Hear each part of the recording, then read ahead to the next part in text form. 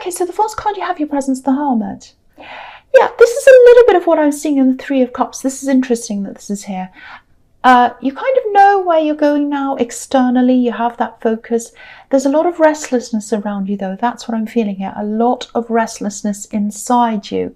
Now, again, I think you might be trying to fix that by maybe thinking things like, oh, once I have this object, once I have this thing, once I've achieved this amount of success, once I have this, or once I'm in this place, or whatever it is, I'll feel much better. Now, I don't know if this is going to make sense, but I'll try and say this in a way that I hope it does. The destination you're trying to get to, the thing that you want, even though you might not realize this, or you might kind of have some idea of this because you are going through this process, it's an internal destination. It's an internal thing. It's a spiritual destination. That's where you're trying to get to, whether you realize it or not. So I don't necessarily mean that it has anything to do with religion. It's a very personal thing. Each individual finds this in their own unique way.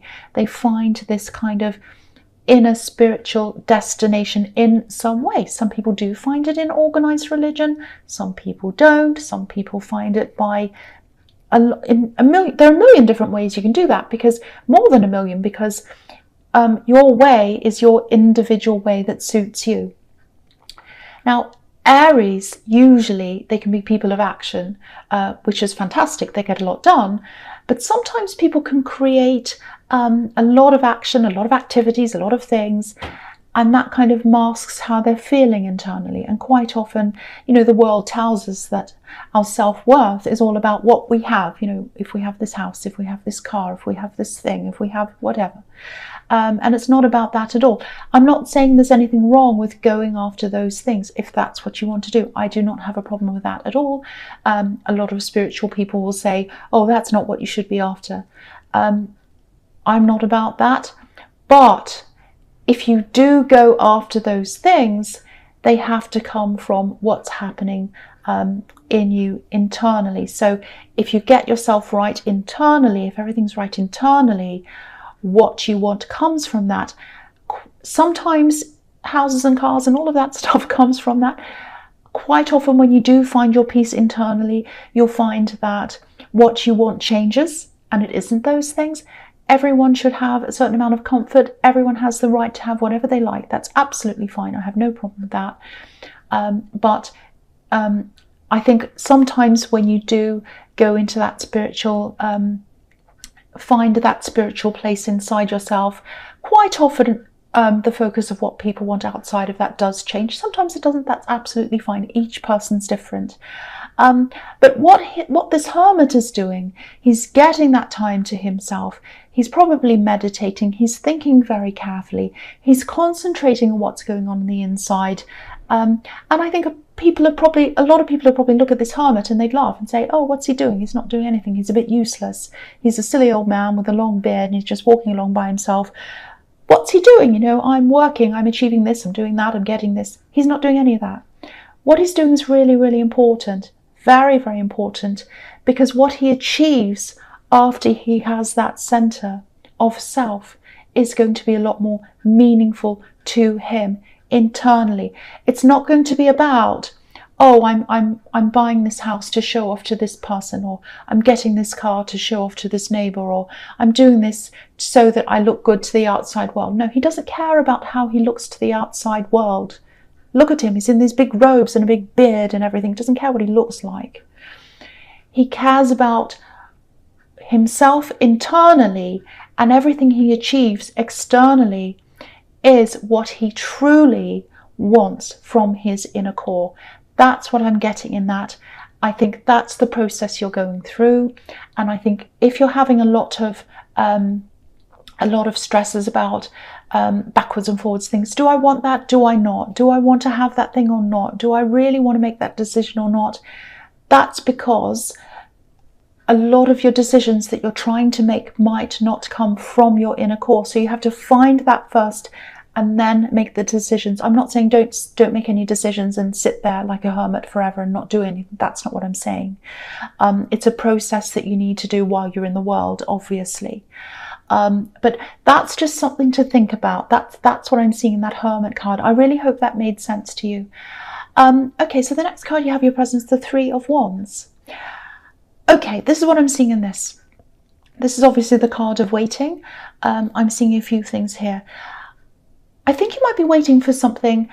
You might not be taking it all that seriously. It might have something to do with what I'm seeing in the Hermit card. It might not be what you truly want. I think you've started to do research on whatever this is. And it feels a little bit half-hearted. It's like, I want this, but I don't know. You're having all of that. So again, firstly, go back to your center, go back to your core, meditate, think about all of that. And then I think the right things will come to you. And the other thing to think about is if what this thing is, if it doesn't give you that fiery feeling that I was seeing in the Three of Cups, it might not be the right thing for you. So that's something you have to think about as well. Not always. I don't want to tell you what to do.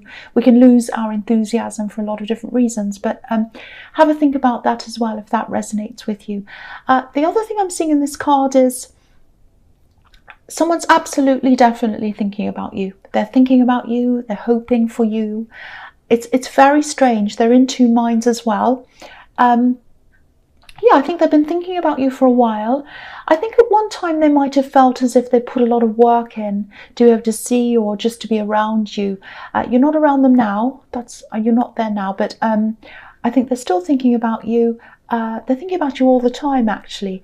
And this isn't about whether this is right or wrong, but this is what they're thinking about you. This isn't what I'm thinking. This is what I think they're thinking about you. I think that they're thinking that they put more effort in, and they put a lot of effort in, and you just put a little bit of effort in, and they feel as if they put more in than you. That's what I'm seeing. I know I was a bit long-winded when I was explaining that. I'm trying to get my head around what I'm seeing and trying to put what I'm seeing into words. So the big word I'm getting here is accommodating. So it's like they're thinking something like, oh, I was really accommodating. I did everything to accommodate this person, and they didn't appreciate. They didn't do anything for me back. They didn't give me anything back. I'm really upset. I'm really hurt about that, but I still think about them. And that's what I'm getting. So now if I feel that way about someone, and I've been in that situation where I've given a lot to someone, I didn't get anything back, they treated me terribly. So I was like, well, I'm not going to do any more for them. I'm just going to move on. Goodbye. They're not doing that. It's like they're not happy with you, but they're still not moving on. That's what I'm seeing. So they've still got this kind of thing going on in their head, this kind of, I feel this way. I still have a lot of feelings for them, but I'm still really annoyed with them, on the other hand. That's what I'm getting coming from them. Okay, so the last card you have your presence, the Eight of Cups. Okay, so yeah, this is exactly the same thing I'm seeing here. Sorry, I hope I didn't scratch the microphone. I just scratched myself. Sorry about that. I keep on touching my microphone without realizing it. I don't mean to. I'm moving my hands all over the place. You can't see them when I'm talking. Okay, so yeah, same thing again in this card. I think you actually might have had this exact same card in your last reading, actually. So again, you're not around this person. You're not talking to them. I don't think they're talking to you either. They're definitely still thinking about you, and they're still very emotional. This is a big wall of cups here, and they're watching you. They're probably watching you from far away. Sometimes when I look at this card, I see this wall of cups. There's a gap in the wall, and I think the exact same thing, the exact same scenario actually was in your last reading, because I'm getting big deja vu coming back to me. It's like I was here before. Yeah, so they're looking at you through this gap of emotion. So once again, if you know who this is, they still watch you, probably on social media or whatever, wherever you are, if you're on whatever platform you're on. They'd love to speak out, I think. They want to do that. They'd love to be able to clear the air. There's something that they feel that's still hanging around in the air, and they'd love to clear that. There's some bad feeling, something's not quite finished for them, it's hanging around. But they can't do that. There's still a lot of fear around them as well. So again, they're kind of on one side, on the other side, full of contradictions. fear. It's like, I want to do this, I want to talk to them, but there's this fear around this. I want to clear the air. I'm kind of afraid. So these two things are kind of going around and around in the head, a little bit like this man's going around this hill. To me, when I see this, it's like he's going around and around. So yeah, they're emotional, they're struggling, and they've still got all these contradictions in their head. That's what I'm seeing in that card. All right, so the first card you have, your future, is the Queen of Cups. Okay, so there's also someone else here. I'm seeing a different person again. So you've got three main people in this card. You've got this shady person in the Seven of Wands. You've got this person who probably a love connection, or it was, or something, in the Eight of Cups and the Three of Wands. And you've got this other person again here that I'm seeing again. And I'm having very, very warm, very lovely feelings when I look at this. The Queen of Cups, she's a very emotional, very sensitive person. So there's someone else here in this card. They'd love to be around you. I'm not seeing a love connection here. This is someone who's really, really caring. And I think what I'm getting is I'd like to see them. I'd like to see them. So they'd like to see more of you. They have a few health problems around them, I think, but I don't think that's what's stopping them from being near you. And they're well loved. A lot of people love this person. Children love this person. Just look at this card. There are these two cherubs on the back of her throne. These two little children, they look like babies. They're absolutely gorgeous. And they're kind of looking over the back of her, and they're watching her with all this love. It's like, oh, I'm sitting here, I'm kind of almost asleep, like a little baby's almost asleep, and have their eyes open, and they're just looking at you. And it's like, oh, I love this person. I put all my trust in this person. And, you know, I just adore them. They're always there. When I see their face and I wake up, I smile. That's the kind, it's just two little tiny babies. They're so beautiful. And so maybe they have children. If they do, these children absolutely love them. But what I'm seeing is there's a little bit of discontent around them, and that's because they want to see more of you. I keep on getting this, I want to see you, I want to see you. I don't know if you're going to see them. If you're not, I would try to see them as soon as I possibly can. That might be happening, actually. I don't know. You might be visiting them. I don't know. I just saw that. You know, talk to them more often. I think you do talk to them, but you just talk to them a bit more often. See them a bit more often if you can. I can see that you're busy in this whole reading, but see them a bit more often than you can. Talk to them a lot. They just want to be around you. They just want to be around you. That's what I'm seeing. So the next card you have for your future is the Knight of Pentacles. Yeah, again, here's this shady person. This is what I'm seeing. Here's this shady person in the Seven of Wands. They're going to keep on contacting you. Sorry, I think I touched my microphone again then. I'm really sorry about that. I'm going to try and keep my hands away from it. Yeah, so they're going to keep on contacting you, or they're going to try to. I don't know. They're going to try to keep talking to you a little bit more. I think they still have, at this time, I think they still have this silly, misguided idea that you're not as intelligent as you actually are. What I'm seeing is, I actually think something's going to come out. It's going to be like, one word or something they say, and it's suddenly going to become really obvious that their intentions aren't great. And I think you knew this all along. That's what I was seeing in the Seven of Wands. I'm getting this, I'm getting this really embarrassing feeling. So it's like they're probably going to embarrass themselves. A word's going to come out, they're going to say something, and it's going to be very embarrassing. And then they're going to say, oh, this kind of exposes me. That's kind of the thing I'm seeing, because what's standing out to me in this card again is the yellow. It's an overwhelmingly yellow card, and yellow can represent intellect.